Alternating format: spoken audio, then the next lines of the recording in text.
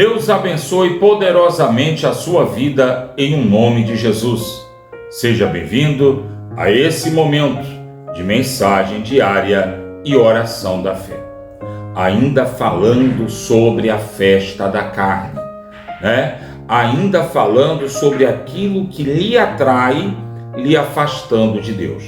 Nós sabemos que a Bíblia condena a idolatria, Aqueles que amam imagem de escultura, aqueles que adoram a qualquer tipo de santo que não seja o Senhor Deus dos exércitos, Deus chama de santo aquele que é separado do mundo, diferente do que algumas pessoas chamam de santo, que é aquilo que eles adoram. A Bíblia também chama de idolatria aquilo que você cultua como ídolo. Por exemplo, tem pessoas que o seu ídolo é a praia todo final de semana. Se ela não conseguir a praia ao final de semana, então ela se sente arrasada, destruída, porque ela tem que estar na praia e nada impede ela estar na praia. Chuva, tempestade, falta de dinheiro, não importa, essa pessoa quer estar lá. E falando de carnaval, é o ídolo de muita gente.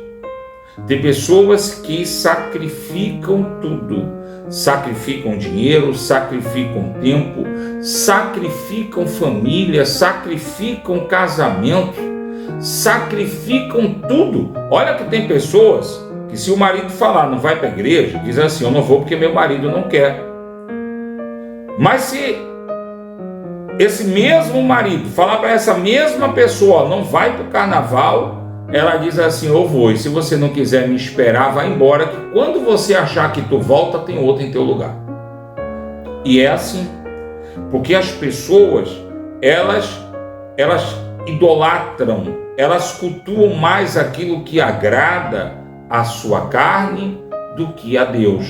E por mais que as pessoas chamem a imagem de escultura de santo, por mais que as pessoas digam que o sacrifício que elas fazem para o carnaval é porque elas querem se sentir bem, porque é um momento de diversão, há quem diga que existe lá boas energias. Se você olhar no jornal, na televisão, tem pessoas que vai estar lá e vai dizer: olha, a energia daqui é muito boa, o astral daqui é muito bom. Bom, acredite se você quiser. A Bíblia, através da visão do apóstolo São Paulo, tem um jeito diferente de encarar. Lá em 1 Coríntios, capítulo 10, no verso 19 em diante, diz: que digo, pois? Que o sacrificado ao ídolo é alguma coisa? Ou que o próprio ídolo, aquilo que você venera, tem algum valor? Não. A resposta de Paulo está clara no verso 20. Digo que as coisas que eles sacrificam é a demônios, que as sacrificam e não a Deus. E não quero que vos torneis associados aos demônios. Então todo aquele que sacrifica ao demônio, e aí você vê as pessoas no carnaval falando de Deus, chamando pelo nome de Deus e dizendo que Deus está concordando com aquilo ali, concordando com as traições que está acontecendo ali, com o alcoolismo que está acontecendo ali, com a violência que está acontecendo ali. Na verdade, tudo que remete à prática carnal, a prática que afasta a Deus.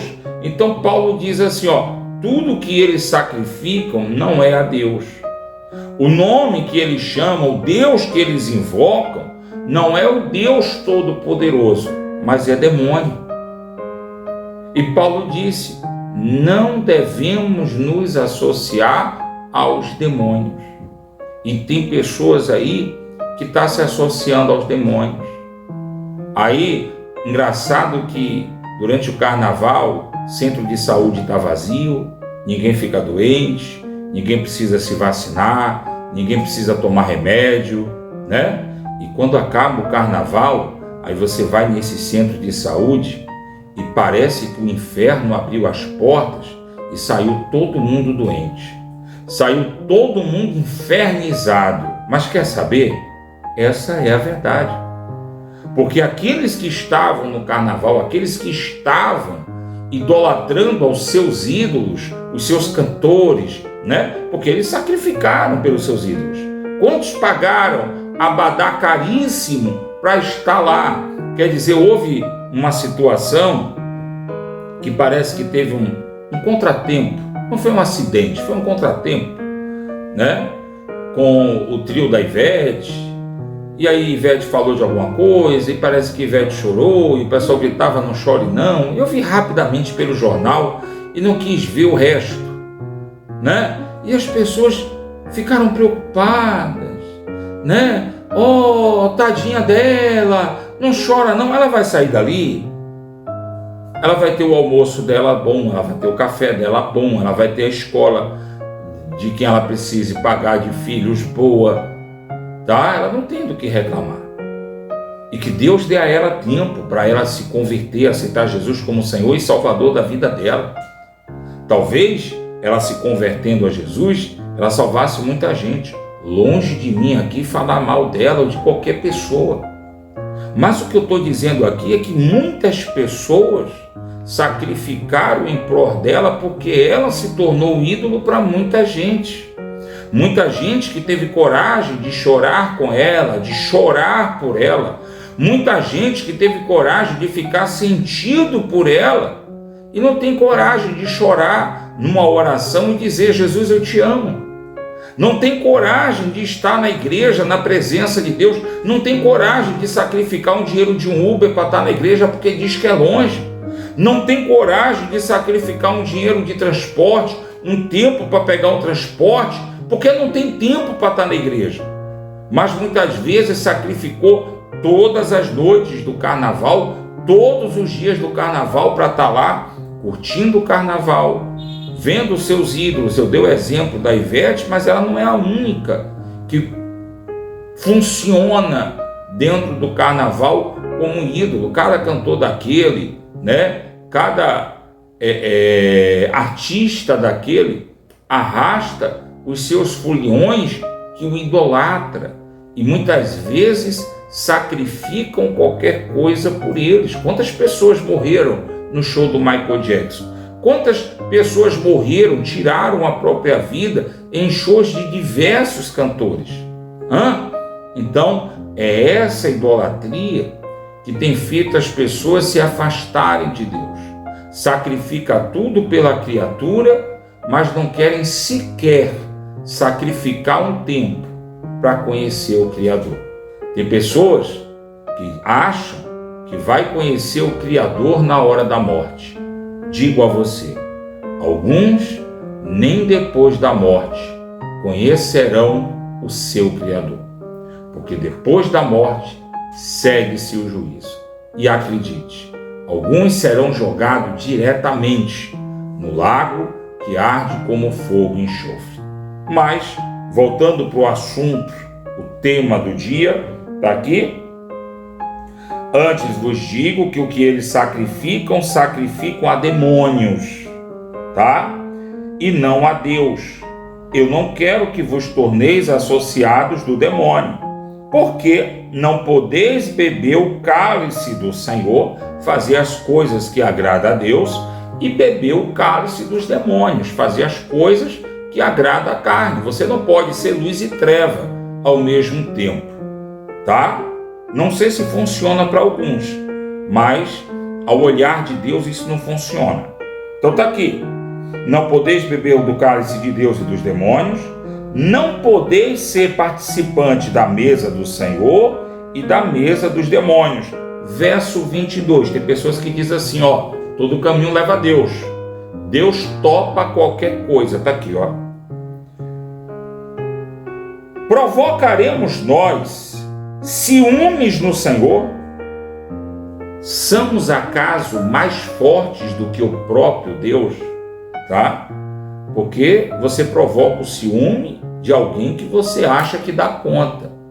de alguém que você acha que não precisa. Não se pode despertar o ciúme de Deus. Presta atenção na mensagem de hoje, medita bem, porque tem muita gente aí brincando com Deus, né? Muitas igrejas fecharam durante o carnaval, muitos pastores foram em retiro, foram passear, foram, né? Alguns pastores aí foram curtir o carnaval, né? Alguns pastores aí pegou a sua mulher, que não é casada, né? É sua concubina, pegou a sua concubina e levou para o carnaval, foi curtir o carnaval e acha que pode enganar a Deus. Bota uma coisa na tua cabeça: tu engana os homens iguais a você, não engana a Deus. E muita gente, porque vê muito pregador do evangelho fazer exatamente assim, pensa que pode fazer igual e não dá nada. Aí sabe o que acontece? Deus preserva mais tempo aquele profeta falso, e mais na frente eu vou explicar por quê. E muitas vezes aquele crente que tentou imitar o profeta falso e achou que ia dar no mesmo, quebra a cara rapidinho. Porque não se brinca com Deus, não se atrai o ciúme de Deus. Amém? Feche seus olhos, agora é momento de oração. Vamos falar com Deus? Senhor nosso Deus e eterno Pai, longe de nós, Senhor, atrair o teu ciúme, longe de nós atrair a ira do Senhor contra nós. Espírito Santo, nós nos colocamos diante da tua presença, humildemente, para pedir ao Senhor a tua direção. O Senhor é o nosso ídolo, é o nosso Deus. O Senhor é o caminho que nós queremos seguir, ó Cristo Jesus, nosso Salvador.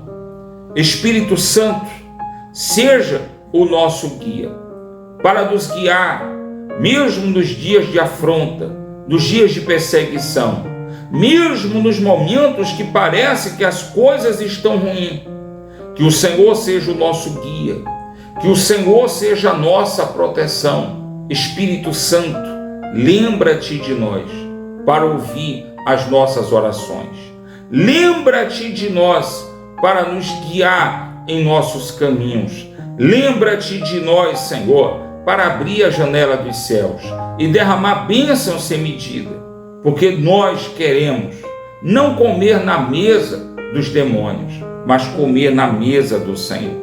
Não queremos atrair contra nós a tua ira, mas queremos atrair a favor de nós a misericórdia e a compaixão que vem de Deus. Espírito Santo, nos reunimos diante da tua presença, para que o Senhor envolva agora a cada uma dessas pessoas que oram comigo com a tua luz. Essa pessoa que está triste, desorientada, oprimida, essa pessoa, meu Pai, que está desesperada. Espírito Santo, visita agora, eu te peço, a cada uma dessas pessoas com a tua luz. Visita agora, eu te peço, a cada uma dessas pessoas com o teu poder, que sejam elas iluminadas, que a tristeza, a dor, a doença, a enfermidade, a perturbação, todo mal que se levantou contra essa pessoa, seja agora arrancado, seja agora banido e expulso